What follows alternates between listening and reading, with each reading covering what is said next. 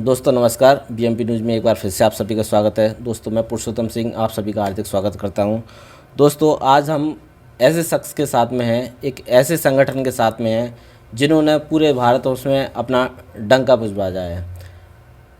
भारतीय भागीदारी आंदोलन, इनका सबसे पहला जो नारा था जनगणना कराओ। जो पहले मुद्दा उठाने वाले जो शख्स हैं वो लखपत सिंह किरात जी हैं। आइए हम इनसे जानते हैं जाति जनगणना क्यों जरूरी है और इनका परिचय लेते हैं। सर अपना मेरा नाम लखपत सिंह किरार है, भारतीय भागीदारी आंदोलन के राष्ट्रीय अध्यक्ष। जातिगत जनगणना कराने के लिए हम लोगों ने ये मांग सरकार से की कि सरकार जो वेलफेयर स्कीम चलाती है उसके लिए आंकड़ों की ज़रूरत होती है, और अगर सरकार आंकड़े नहीं है तो वो हमारे लोगों के वेलफेयर के लिए कोई स्कीम नहीं चला सकती। तो जो अभी सरकार आंकड़े उपयोग करती है वो 1931 के आंकड़े हैं जो लगभग 90 साल पुराने हो चुके हैं, इसलिए आज उन आंकड़ों की प्रासंगिकता ख़त्म हो चुकी है। तो आज अगर सरकार विकास की योजनाएं चलाती है तो तात्कालिक आंकड़े होना बहुत ज़रूरी है, तभी वो योजनाएं सफल होंगी। तो इससे समाज को क्या मैसेज देना चाहते हैं?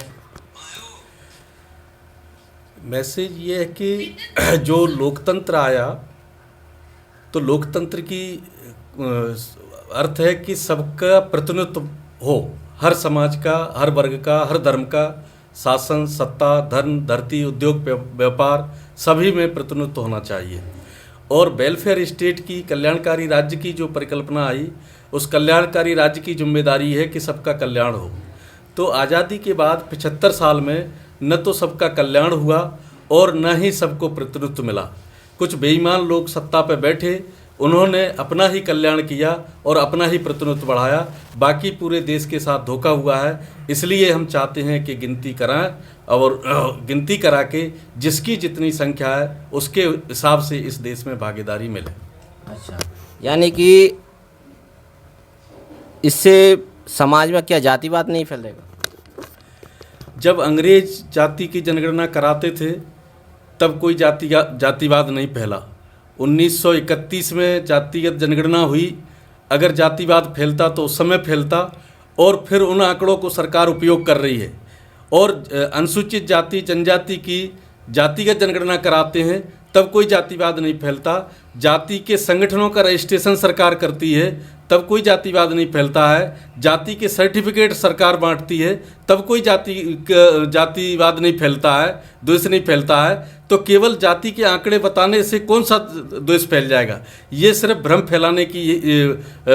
फैलाना है और हमें हमारा हक नहीं देना, ये इससे इनकी मंशा जाहिर होती है। तो अभी तक आपको इससे जागरूक हुए हैं, समाज में कहाँ तक आपकी भागीदारी पहुंची है? आज हम लोगों ने पूरे देश में अभी तक जो दीवार लेखन किया है, उस दीवार लेखन से लोगों के दिमाग में ये सवाल पैदा होना शुरू हुआ है कि आखिर ये जातिगत जनगणना क्यों नहीं कराना चाहते। इससे दूसरा सवाल ये पैदा हुआ, ये समझ में आने लगा कि ये हमारी जातिगत जनगणना इसलिए नहीं कराना चाहते हैं क्योंकि हमारा हक नहीं देना चाहते हैं। तो इतनी बात अगर लोगों की समझ में आ जाती है कि ये हमारा हक नहीं देना चाहते हैं इसलिए जातिगत जनगणना नहीं करा रहे, तो ये लोग अपने हक के लिए लड़ाई लड़ना शुरू कर देंगे। यही हमारा पहला उद्देश्य है कि लोगों को ये समझ में आए कि ये हमारा हक नहीं देना चाह रहे हैं, इसलिए गिनती नहीं कराना चाह रहे हैं। ये हमारे हकमार लोग हैं, इसलिए इनको वोट और नोट, दान, मतदान और सम्मान, ये तीनों चीज़ इनको देना बंद करना चाहिए। ये लोगों को हमारा मकसद है कि ये सबको समझ में आए। आपका मुद्दा पूरे देश में फैल चुका है, तेलंगाना में इस मुद्दे की पहल हो चुकी है, आपको क्या जानकारी?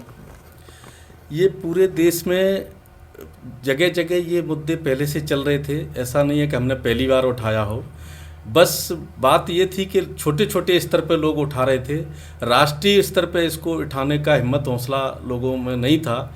और ये हमें समझ में आया कि इसको राष्ट्रीय स्तर पे जब तक नहीं उठाएंगे तब तक कुछ होने वाला नहीं है, क्योंकि ये केंद्र सरकार का विषय है। ये राज्य सरकारें भी जो जनगणना करा रही हैं वो जनगणना नहीं है, असल में कास्ट सेंसस की जगह वो कास्ट सर्वे करवा रही हैं। जनगणना की जगह वो जनसंख्या गिनती का सर्वेक्षण करा रही हैं। तो उस सर्वेक्षण कराने के बाद भी राज्य सरकार आंकड़े अपने पास रख भी लेंगी तो भी केंद्र सरकार उनके आंकड़े को मानने को बाध्य नहीं है और न ही राज्य सरकारें उन आंकड़ों पे काम करने को बाध्य हैं।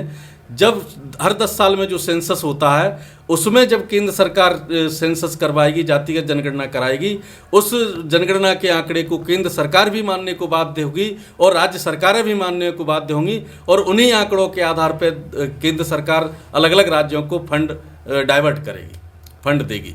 तब अलग अलग राज्यों में हमारे लोग हैं उनका विकास शुरू होगा। और इसके बाद आप समाज को कोई संदेश देना चाहेंगे हमारे बीएमपी के माध्यम से? हम समाज को यही संदेश देना चाहते हैं कि समाज जातियों के नाम पे बटा हुआ है, धर्म के नाम पे बटा हुआ है, भाषा के नाम पे बटा हुआ है, क्षेत्रवाद के नाम पे बटा हुआ है। ये अलग अलग बातों के नाम पे बांट के हमारे हकों को लूट रहे हैं। हम एक ही बात पे इकट्ठे हों कि हम पिछड़े हैं, हमारे हकों को कुछ अगड़े हैं जो लूट रहे हैं। उन अगड़ों के खिलाफ पिछड़ों की ये लड़ाई है। इसके लिए सभी जाति, धर्म, संप्रदाय, भाषाओं के लोग, सारे पिछड़े लोग इकट्ठे हों, तभी इस अपने हक अधिकार को ले पाएंगे। धन्यवाद।